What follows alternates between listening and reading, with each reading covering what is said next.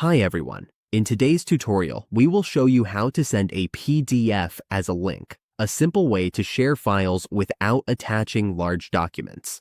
If you have a PDF on your computer or laptop and want to turn it into a link, just open your browser and go to Google Drive. Once you are in Google Drive, click New in the upper left corner to upload a file. Then click File Upload. Now find the file you want a link for. Select your PDF and click Open. Next, wait for the PDF to finish uploading. Once it is done, you will see it appear in Google Drive. Now right-click on the PDF and select Share.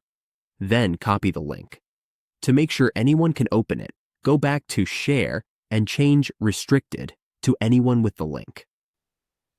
Then click Copy Link and click Done. Open a new tab and paste the link. The PDF will open straight away. As you can see, this is your PDF, now accessible as a link. This method works great for sharing your PDF through cloud storage like Google Drive or Dropbox. Once you have the link, you can send it by email, messaging apps, or social media for quick and easy access.